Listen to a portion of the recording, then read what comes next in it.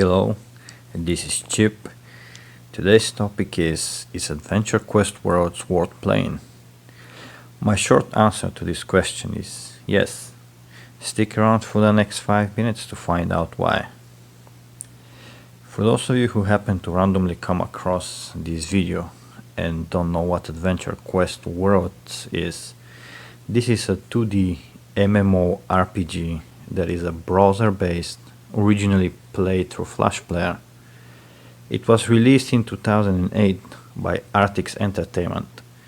It is known for its big lore, unique class system, and rather simple gameplay, which makes it accessible for most people.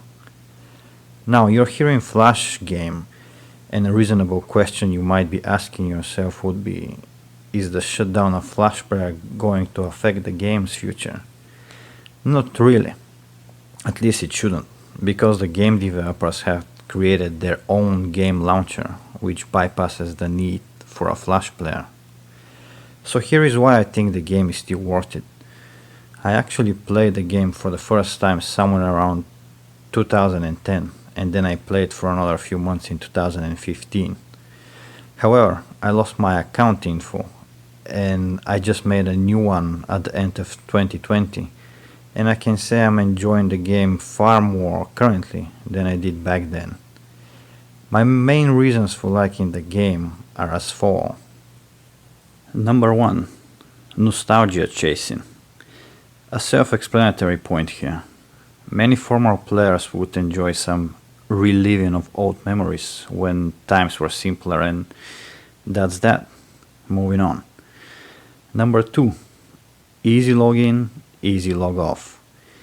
I appreciate how simple it is to start up the game and get right into what you need to do, and then just shut it off.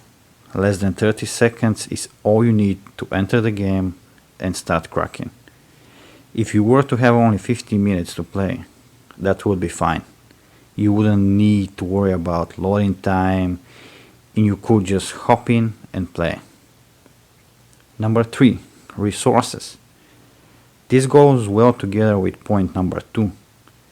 AQW can run on a potato, and the game launcher downloads and installs within 2 minutes. No PC burden, no memory hoarding. Number 4. Not quite pay to win. The game is free to play. That's important to mention. There are options to buy stuff with real money, and that would make your life easier and open up some additional items, classes, and content. That being said, the strongest classes and items in the game are available through free-to-play farming. Number 5. Retro-style adventure. What I mean by this is the ability to roam around and explore on your own. Modern MMOs tend to spoon-feed you content and often fall into the category of too predictable and too easy. Although Adventure Quest Worlds is not a complex game per se, it does allow you to discover quests, bosses, and rare items pretty much daily if you choose to do so. Number 6. Grinding. Remember how I said earlier that most endgame items and classes are farmable for free users? Well, that is indeed the case.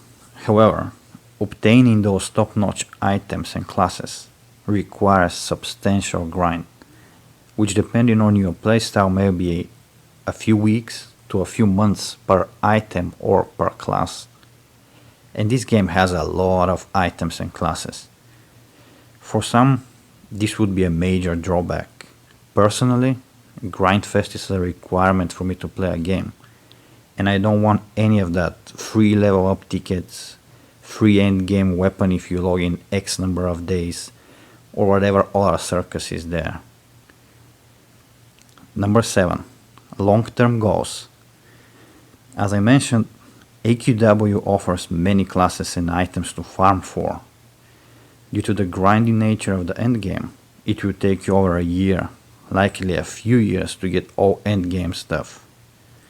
Additionally, the game has rather longer than not storyline. Therefore, you would always have some long-term goals you need to accomplish. whether it's completing the storyline, farming, leveling, or practicing PvP. Number 8. Not addictive, not restrictive. And now on to probably the best positive characteristic of AQW. This is a very low stress game. With other MMOs, I would often find myself racing to get the new gear, enchant my armor before others, try to keep a login schedule so I don't miss out on stuff. Not here. AQW gets weekly updates or events, but also usually minor stuff and major things such as introducing new best class or item or class rework is rare, giving you plenty of time to acquire whatever you want without rushing.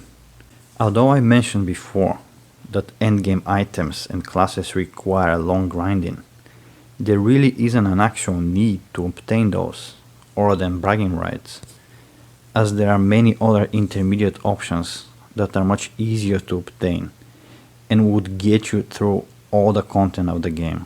So if you enjoy the story more than the farming, you can always focus on that. Overall, there is no fear of missing out, as the fundamentals of the game remain the same over time. Number 9. Lore. The lore is big. It's often confusing, it's often nonsensical, but you would encounter dragons, caves, dungeons, time and space travel, magic, bosses, oddly looking creatures, and many quests.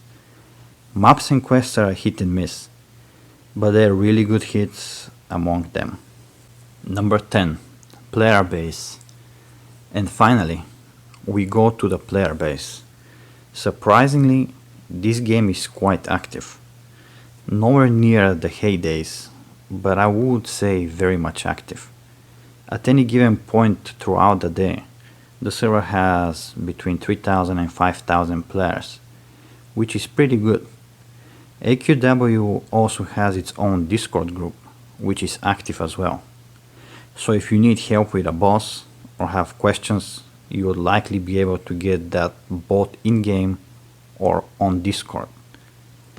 In conclusion, Adventure Quest Worlds is an old game that is far past its prime, but still rocks active community.